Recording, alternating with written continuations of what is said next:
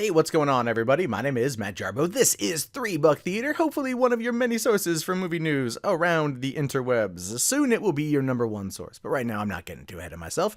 I've only got 1,200 subscribers, but that is so awesome. So let's talk about this particular story, which is bound to be controversial when it comes out, but for right now, I want to just kind of get the ball rolling on the discussion. Roe v. Wade movie, Monumental Pictures bringing landmark abortion ruling to big screen. Now, this is a very interesting and timely story, right? This is an interesting and timely story because given the way things have been with Planned Parenthood recently, the talks of defunding them, I do think that Trump has tried defunding them or put forward to remove state funding from Planned Parenthood.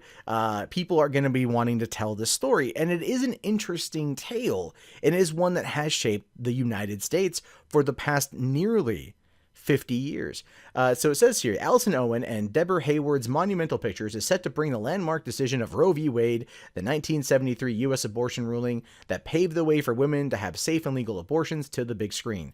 They've tapped writer Jen Machka, who wrote BAFTA-winning and Oscar-nominated short The Bigger Picture, to pen the script. It's a fitting project to unveil on International Women's Day, a story about the battle of a 26-year-old Sarah Weddington and her journey from a small-town Texas lawyer to ushering through the biggest U.S. Supreme Court decision of the century, shepherded by a well-respected and award-winning female production duo and burgeoning writer. Okay, let's this article came out on International Women's Day, which is totally fine. You can see, again, the political nature of it, the very timely release of the info. And again, it's one that I feel is worth talking about. You know, when I hear about Roe v. Wade and the fear that with Trump's potential Supreme Court nomination, having the discussion to overturn Roe v. Wade, that does speak to me as a person, just as one that as a person who's very much pro-choice. I look at this and I go, well, you know, maybe like we should have some refreshers on what it is. And there are people out there that are pro-life, and look, we can disagree on this issue. I'm not going to chastise you for feeling the way that you do. I have my beliefs, you have your beliefs, and that's perfectly fine. All I want there to be is a discussion. Now, I can't speak to the type of story or the type of adaptation of the story that these women are going to produce. It could entirely be any way you want to look at it here. But let's get into this. So it says the Roe v. case was filed on behalf of a pregnant single woman, Jane Roe, or Norma McCorvey, who challenged a Texan law that allowed abortion only to save the life of the mother. At the time, 30 states had laws similar to Texas. In March 1970, Weddington and her co-counsel filed a suit against Dallas District Attorney Henry Wade before it landed on the U.S. Supreme Court, where it was overturned by a majority of 7-2, thus paving the way for women's rights throughout the nation. And again, that is a very, very, very empowering story for, I think, everybody. All right. And I'm a person who's very much anti-feminist, and I think that this is a very, very good story. And it's because it opened up the discussion and the door for people to make that choice in their life, to have that freedom, and to not have it be restricted by some ideological belief that stemmed from a 2,000-year-old book. And again, that's my opinion. You may feel differently, and that is entirely okay. But what this particular story is going to tell us here, because the rest just goes to talk about the people involved.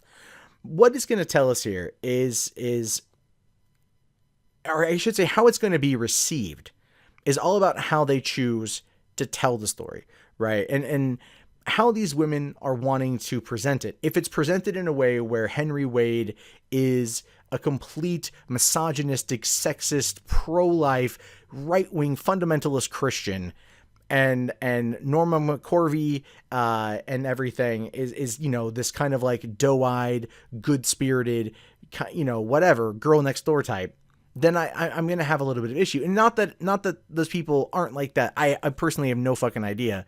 But what I want from this movie is I want this to be a film that talks about the issue of Roe v. Wade, talks about the importance of the overall decision of Roe v. Wade, and then also sits there and provides some insight into why it's important, some insight into how it helps people, how it benefits people, how it did open up the door for women's rights, how it, you know, the women's right to choose and things like that. Because as much as I feel that sometimes abortion is used as a weapon, and I do feel that, and I've come across multiple cases where that has happened, it is something that I still feel absolutely positively needs to exist. But again, these are discussions about these projects. I cover a lot of pop culture news on this channel, big superhero stuff all the time, and that's fine.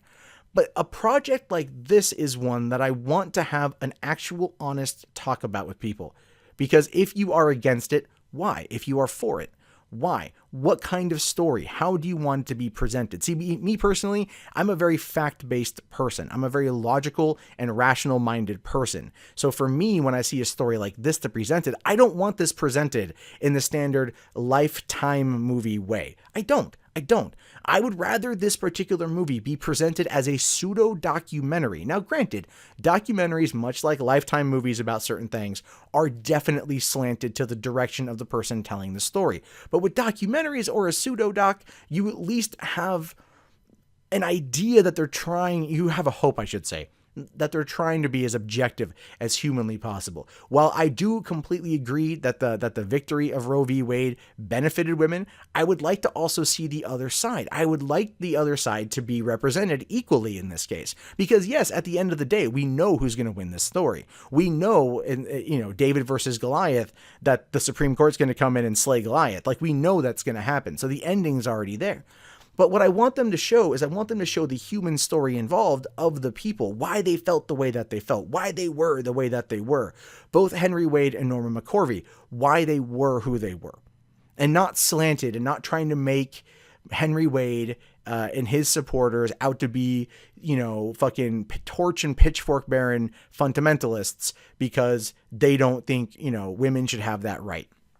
But again, this is a very touchy subject and one that I want there to be a good discussion about. But what do you guys think? Do you think this kind of story can be told in a neutral and objective way? Or is it just going to be one-sided and completely slanted and attack the other side for their beliefs?